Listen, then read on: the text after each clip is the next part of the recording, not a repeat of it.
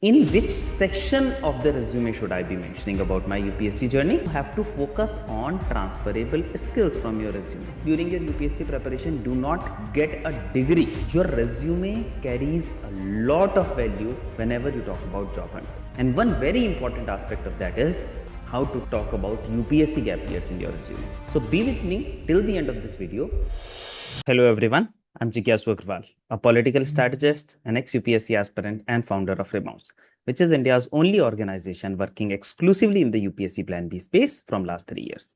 Till now, I've guided thousands of UPSC aspirants, and they very often struggle with this question: how can I write about my UPSC journey in my resume? This video is intended towards answering this question. In this video, I'm going to answer both where should you mention in your resume and how to mention about UPSC gap years in your resume. So be with me till the end of this video. I'm 100% confident that you will go back with absolute clarity. Let me tell you that your resume carries a lot of value whenever you talk about job hunt. If you are able to curate a good resume, your chances of getting a shortlist for your dream role will increase multifold. And one very important aspect of that is how to talk about UPSC gap years in your resume. So it's very important. Ensure that you watch it, not just watch it, also make notes of it and implement it properly in your resume. And I'm sure you will be able to see a magic happening with your shortlist after that. On that note, let's begin. So, as I mentioned, there are two parts of this question. In which section of the resume should I be mentioning about my UPSC journey and how to mention about that? Now, when you talk about part one, in which section should you be mentioning? Now, candidates usually tend to number one, write it under the educational qualification section. Now, education is something where you get some kind of degree. Now, you during your UPSC preparation do not get a degree for that. So it is not rigidly under your educational qualification, even though overall, where should you write it is very subjective. I'm going to provide an objective assessment of it to whatever extent possible. So writing it under education qualification will not make a lot of sense because it is not an education, it is not a degree which you get. Second, then some of you also write it under work experience. Now, when we talk about work experience, it means you worked under someone else. You also got some kind of salary and you also have a salary slip of that. So neither you are absolutely, as an example, working under a company as part of this UPSC preparation, and also you do not have an explicit proof of salaries and other parts. So writing it under work experience again may not make a lot of sense. It is not a work experience. Then another interesting part, which is, can I mention it under my skills and projects? Now, yes, there are some sections of UPSC which can be mentioned under skills, because there are a lot of transferable skills which you bring from your UPSC preparation, which are very relevant for various roles in the industry. So you can think about some of the transferable skills which came out of UPSC preparation, maybe things like problem solving, maybe understanding of a lot of subjects, governance and others. So, or things like research skills, qualitative research, quantitative research, etc. So if there are such skills which you believe you developed via your UPSC preparation and are relevant for the role, you can mention some of them. But again, this is not the main section where you will be mentioning about it. I'll talk about where to mention in my upcoming slide. Similarly, another is the projects. Now, again, usually as part of our UPSC preparation, we do not develop any such specific project. But if you, let's say, wrote some kind of articles which you believe are worth mentioning in your resume, you did some kind of back-end research for them, then you can talk about some of those articles, especially the rigorous detailed ones, as a project in your resume. But again, this is not the main section which will comprise of your UPSC preparation. The main section is achievements and other endeavors. Usually we advise candidates to have a section on, let's say, awards, achievements and other endeavors, where you can mention about your other awards, about your other endeavors, and there you can talk about your UPSC journey as well, because it's like something else which we did in our life. So this is the main section where you will be talking about your UPSC journey explicitly with, let's say, a complete heading of UPSC Civil Services Exam Preparation. Also write a timeline of it from whichever year. Usually try to end it Do not just say present. It's like you are preparing, then why are you looking for a job? It's like you ended it at some point of time and now you are looking for a job. Now, the next question is, what should come under it? Usually, you should have multiple pointers coming under it. What are those pointers? I'll discuss as we go ahead. Okay, what to write. Now, before I start talking about what to write, let me discuss a bit about what not to write, what people usually write but should not be written. One mistake candidates do is, in their resume on the top, they have a summary where they define themselves as UPSC aspirant with this. Now, the recruiter is not hiring a UPSC aspirant. You cannot define yourself as a UPSC aspirant in your resume. You should be talking about the relevant skills and other things, but do not start your resume with UPSC aspirant preparing for the exam from last 5 years and doing ABC stuffs. Another thing, even when candidates write it under, let's say, their awards, achievements, or under other endeavors and other sections, they usually focus on, let's say, things like appeared in UPSC prelims 3 times. And then for whatever exams you appeared in that time period, candidates write to mention about all of them. Appeared in state services interview twice, list of all the exams you appeared in, qualified for state services prelims twice, RBI prelims once, and a lot more. Again, this is, let's say you are applying for via your resume. You have to focus on transferable skills from your resume. Transferable skills from your UPSC preparation to the role you are applying for. When you mention about I applied for 20 examinations on this earth, how does this help for this specific role you are applying? So avoid mentioning about, let's say, the list of all the exams you prepared. Broadly mentioning that I prepared for UPSC, it's okay. Then candidates write, got XYZ marks in GS papers, missed CSET cutoff by 2 marks. So things like this. So basically, when you try to specifically mention your marks, how is it relevant for the recruiter? They may not even understand.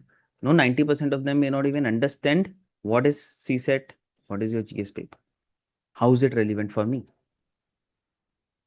Think about it from their perspective. Had you been in your shoes, on what skills, based on what skills and competencies you would hire them? The same thing you should be mentioning in your resume.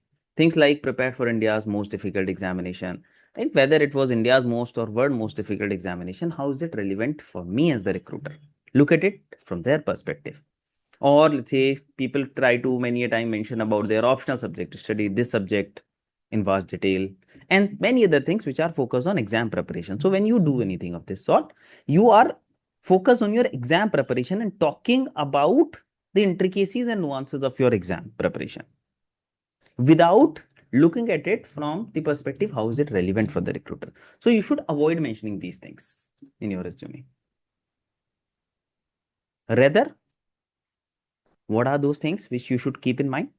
First, establish connection with the role you are applying for. Now, how to write UPSC journey in your resume? There cannot be one size fits all approach for this.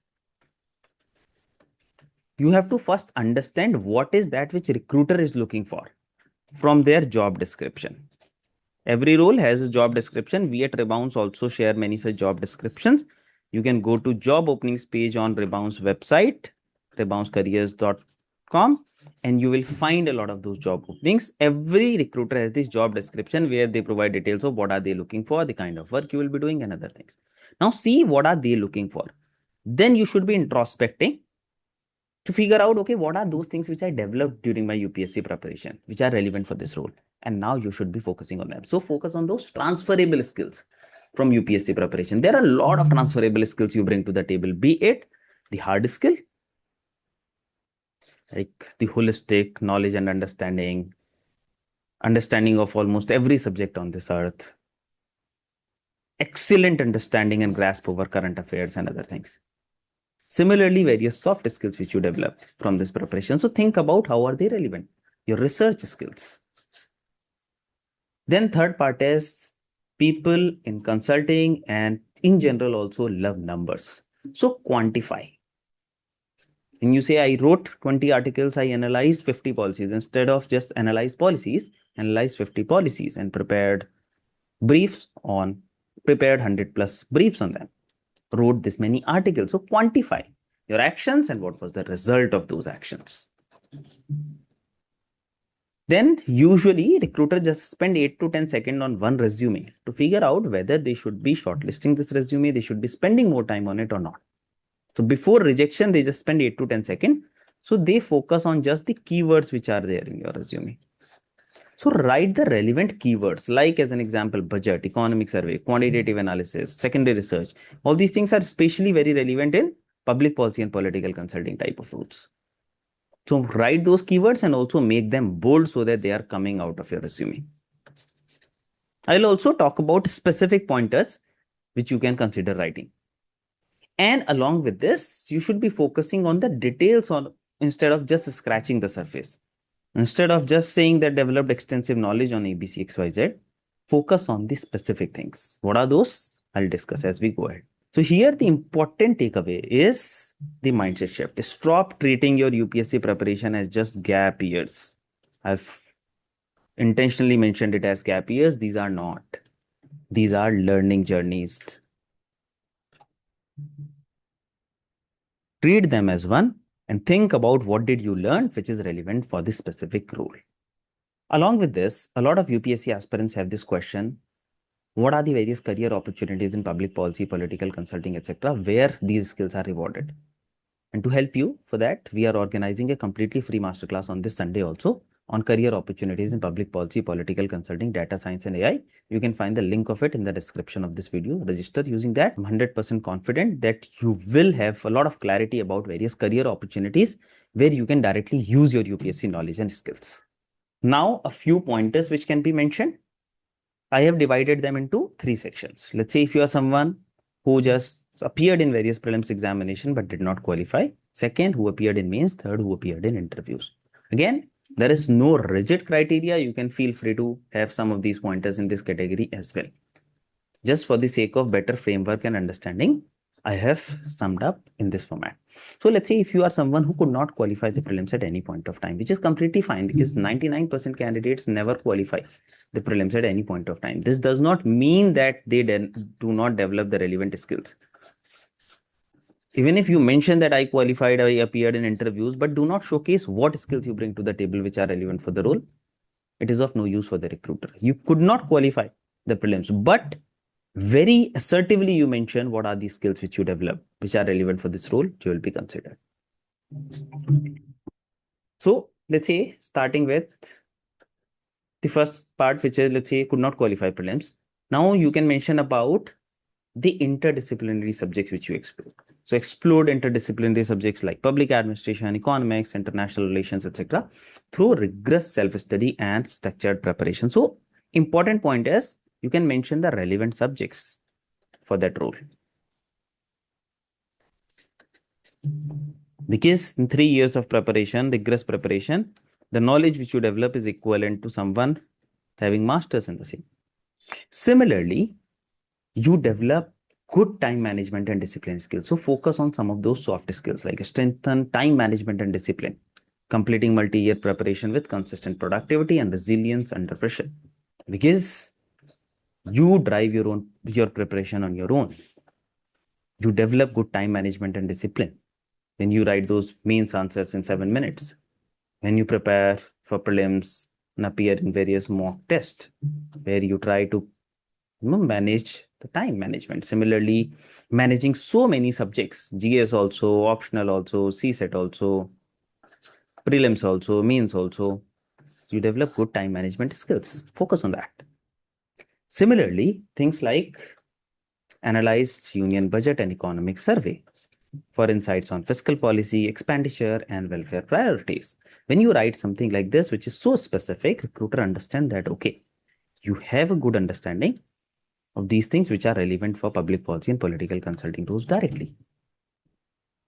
Similarly, let's say if you are someone who qualified prelims, but means not qualified. One, we can quantify the outcome, which is qualified UPSC CSE prelims examination, selection rate less than 1%. But beyond this, this is not enough. You have to focus on these skills. Same, going back to the same part, transferable skills. Now, here you can mention about as part of your means preparation, what do you do? You analyze so many schemes, policies, write your means answers, showcase exceptional problem solving and structural thinking by following frameworks like PESTEL in your means answer writing. So, you can mention things like research and analyze 200 plus schemes, policies, editorials, and reports, and comprehended them in 500 plus policy summaries, essays, and detailed answers. What you would notice here is number one, I have quantified. Number two, I have mentioned the relevant keywords, schemes, policies, editorials, policy summaries, and also made them bold so that they are coming out of your resume. And you are being as specific as you can be. It's not vague. Similarly, we can talk about those, problem solving skills we were talking. Say practiced structured problem solving and systems thinking, connecting social, political, and economic factors to design holistic solution. This is again very important for someone, let's say, who is having a graduation and post-graduation in political science, may not be having a very good understanding of all the other subjects, economics, international relations, etc., and the interlinkages. Focus on the systems thinking and interlinkages which you develop. These are again the gold skills which are required, the diamond skills which are required in the market. Market them well. Similarly, when you, let's say, parallelize various articles, you master data interpretation, trend analysis, and evidence-based reasoning using reports, surveys, and statistics. Mention about them. Similarly, if you are someone who appeared in interviews, you can talk about the outcome which is appeared in UPSC CSE interview, where the selection rate is less than 0.3%. When you write something like this, the recruiter understands that, okay, just appearing in it is itself an achievement. But this is again not enough. You have to focus on more skills. So some of those, even if you appeared in interviews, you can talk about some of those skills from here. Plus others like build strong communication and articulation skills. When you appear in those mock interviews, you simulate the interview scenarios and present your viewpoint with clarity and confidence. So focus on the communication and articulation skills. Again, very important in almost every role, especially in roles like advocacy. Similarly, trained in synthesizing complex information from diverse sources and presenting structured, actionable insights. Nowadays, we are flooded with data. If someone has the ability to make sense of the data and condense it, excellent. These are the skills recruiters look for in public policy and political consulting. Similarly, experience in evaluating public issues from social, economic, political, and implementation perspective, and many others. Now you can use different combinations of these. And again, this is just to give you an idea. You figure out, introspect, and think about, okay, what are those things which you learned, which are your strengths from the UPSC preparation, and which are also relevant to that specific role. Mention them. Also, do not spend a lot of space only on UPSC preparation. Just writing 2 to 4 pointers is fine. Again, it also depends on how much content we have in our resume. If you do not have a lot of content, you can have 5 pointers. If you have a lot of content, you can also have just 2 to 3 pointers. So mention it under this awards, achievements, and other endeavor section. One. Second, some of the skills which you develop, you can mention them under your skill section also. And if you develop some articles and other things which you believe can be showcased as a project for that role, mention them under that. So that is how you should be marketing your UPSC knowledge and skills well in your resume. I hope that gives you some clarity about how to, make a good resume with respect to the UPSC preparation. I'm going to come up with many more such videos, not only with respect to the gap years, but many other things. If you have not subscribed to this channel, subscribe. I'm sure you will benefit immensely. We'll keep on coming up with more such videos. If you like this video, please, if you benefited from this video, please like, comment, share, and subscribe. Your support is the fuel to the vision of Rebounce. Now, a lot of candidates struggle with this question. What are the various opportunities where I can apply within public policy, political consulting, where these skills which I develop from UPSC preparation are directly rewarded? So it is specially to help you with this. We are organizing a completely free masterclass on this Sunday, 28 June at 7 p.m. essentially on this topic, career opportunities in public policy, political consulting, data science, and AI. You can find the link of it in the description of this video. Ensure that you join this masterclass. I'm sure you will benefit immensely with respect to various career opportunities. If you found this video beneficial, please like, comment, share, and subscribe. Your support is the fuel to the vision of Rebounce. We'll keep on coming up with many such videos. Stay tuned. Thank you.